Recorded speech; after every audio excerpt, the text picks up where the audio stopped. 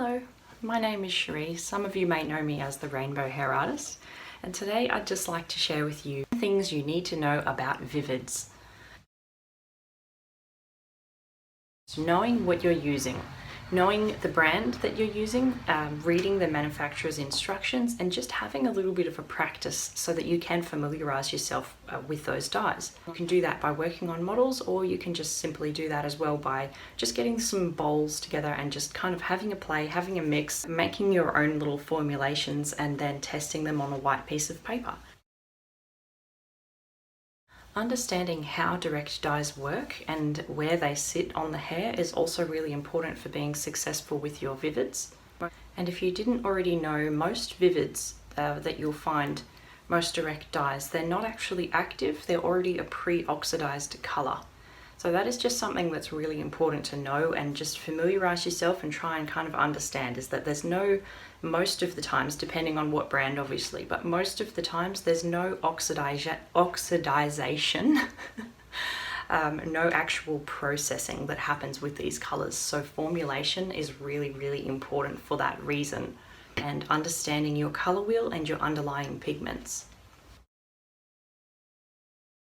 Knowing how to pretone for Vivids and when you should pretone for Vivids is very important.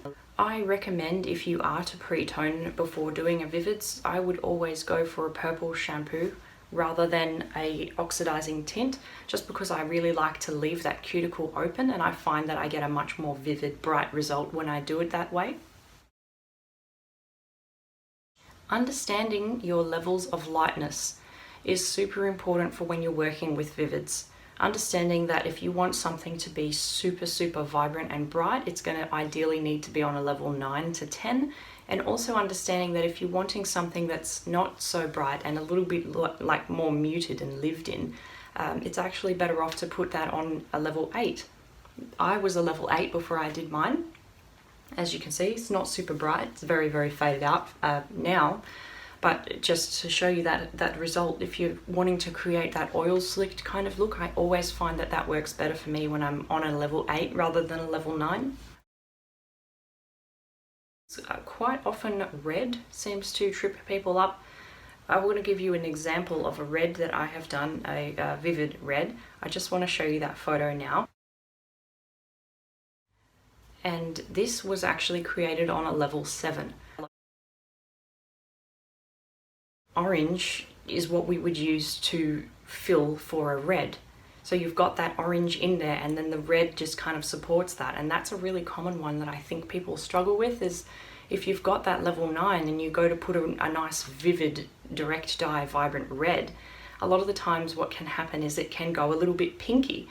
Understanding your levels of lightness and your underlying pigments is still really important when you're working with Vivids, and making sure that you're selecting the right level to go with your desired result. Knowing how to use the color wheel.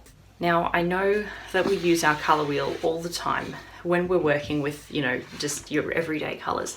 And most of the time when I find people use the color wheel is when they're thinking about counteracting colors. So I suppose your most typical one is when you've bleached up someone's hair and you're trying to do some nice blonde foils and the hair goes this color. So you automatically look to the other side, find out that it's violet, and you would use that to counteract.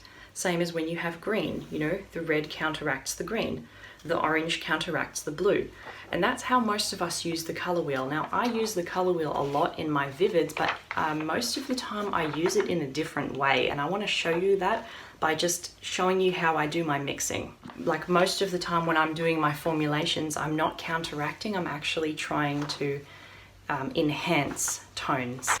Now, I hope that has just given you a little bit of a rundown on facts about Vivids. I hope that that's going to just help you make things a little bit easier for you, help you to make sense of it. Now, if you are interested in going a little bit more in depth, I have got now an online course up on my website. If you want to head over there and just check it out, all the details are listed, all the criteria that I cover. So that's there for anyone who may be interested. Thank you so much for watching this today. I hope you found it helpful. Bye for now. See you next time.